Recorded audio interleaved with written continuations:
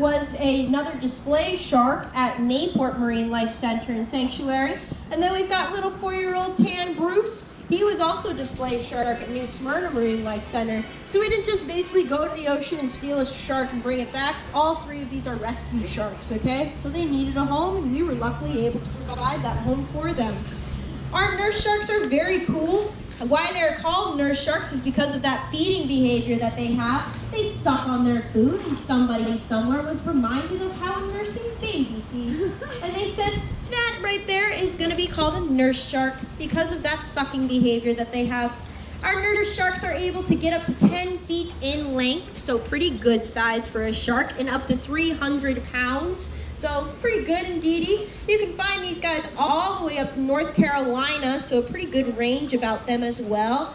Let's talk about some adaptations. These guys are known as benthic sharks, or bottom dwelling, whereas a lot of their cousins, such as the white shark for instance, is known as a pelagic shark, or an open water. So benthic, bottom dwelling, pelagic, open water. We've got a lot of differences between those two, so let's get started. Our benthic sharks, you'll notice that, for instance, their mouths are located along the bottom of them. They're not right out directly in front of them, and that's because these guys hang out on the bottom. The majority of their food is going to be on the underside of them. Next, let's go ahead and look at those pectoral fins. The pectoral fins are not pointed downwards, they're pointed out to the side there, and that's for ideal resting along the ocean's bottom there. Let's look at their tail next. You'll notice that the tail on this guys, or on these guys rather, does not look like your average shark's tail. It's not crescent shaped, where you have the upper lobe and then the lower lobe. These guys just have that upper lobe. They're completely missing the lower lobe. And that's just because these guys live along the bottom. The lower lobe is just going to get in the way in the end of it. So let's look at some other cool stuff. You'll see that they've got these little fang type things in front of their face. It makes them look like giant catfish. And what those fangs actually are, they are called barbells. So that's Bruiser that just went by you, our big old male. And those barbells are used to pick up things such as chemical cues, or those barbells are also used to find things beneath the sandy bottom there. So if you guys want, feel free to move on in. Welcome. My name is Courtney. If you guys have any questions at all, please feel free to ask. I'd be happy to answer. So yeah, not a problem. So just remember, y'all, please just keep your fingers out of the water. Our fingers, of course, have germs, and these guys obviously have teeth. So it's just better for all of us there. But anyway, so I was talking about those things in front of their face that make them look like giant catfish. What those things are called again is barbells, and they are used to pick up chemical cues and to find things that are hiding beneath the sandy bottom. So say we have a clam, for instance, and that clam is about to pass away. That clam will be off putting a distress signal, basically, saying, I'm about to die, I'm scared, I don't want to die. So our sharks will be able to pick up that distress signal using those barbells, and then they're able to better locate that piece of food right there. So next, let's go ahead and look at what's on their nose. So what's on their nose is You're cool. You got the good spot though. System that allows them to I didn't know that existed. currents. All right, it's got a very fancy name. It's called the ampullae of Lorenzini. Yeah. So the ampullae of Lorenzini is able to do quite a few things. It's able to pick up filming from a GoPro, for instance, is able to be detected using the ampullae, or even the flick of a gill from a fish that's hiding beneath the sand. That is also able to be picked up using the ampullae of Lorenzini. Next, let's go ahead and we'll look at what runs all the way down the body of our shark. So here in Florida, we have these things called hurricanes, yeah? And hurricanes, it can whip up close to 30-foot waves at times, making these guys pretty vulnerable. These guys really hang out in about 20 feet of water. So when a hurricane rips through our Florida waters, it can really take these guys and throw them basically right on the shore.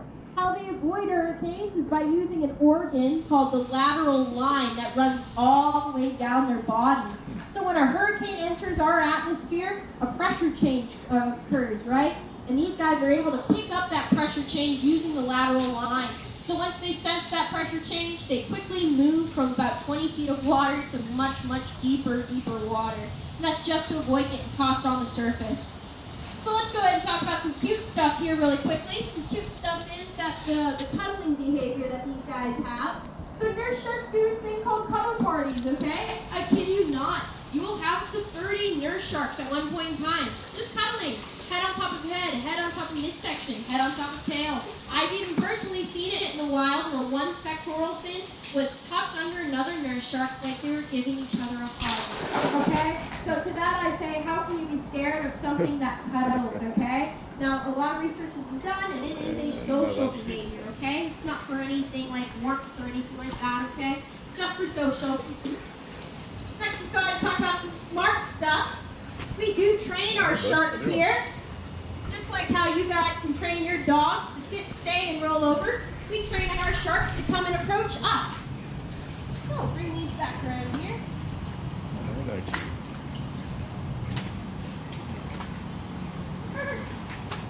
So, say we have a shark that is ill, a shark that's not feeling very well, basically, and we need to get that shark some vitamins or something just to make it feel better. Instead of hopping in this habitat and chasing after an already stressed and ill shark, we just have the sharks approach and come to us. So we've got Bruce's card right here. This is a husbandry behavior, by the way. And when we put these cards in the water, our sharks basically know that, okay, it's time for some training here. So this is tan little Bruce's card right here. He's not very good at it, but he's getting better, okay? He is the baby in the group.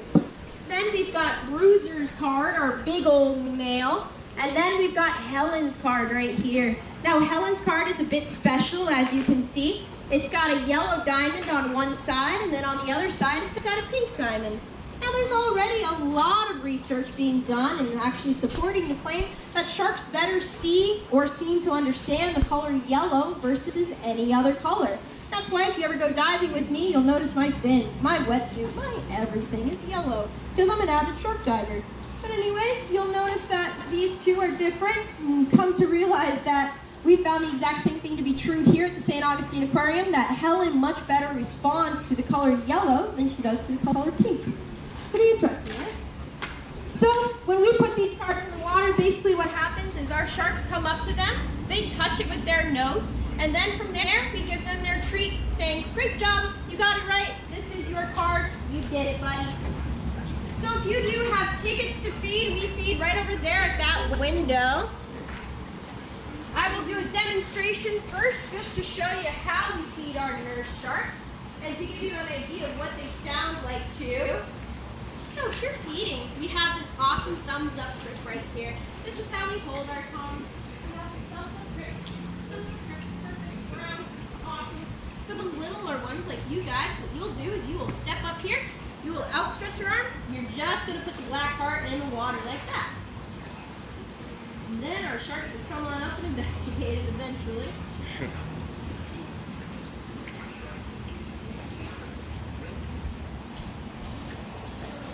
So we gotta think that shark's trying to get into there with a stingray. Huh? The stingray knows it's in trouble. Uh-huh. You know that shark's getting on that for it? Eventually. Oh snap. Alright, so that's what it can sound like, alright? So just so we're not getting too scared. So who wants to go first? Bill? You want to go first? Keep in mind, please, so my hand will be below yours. Yours will be on top right here. So my hand will be closer to the shark than yours. There you go, perfect.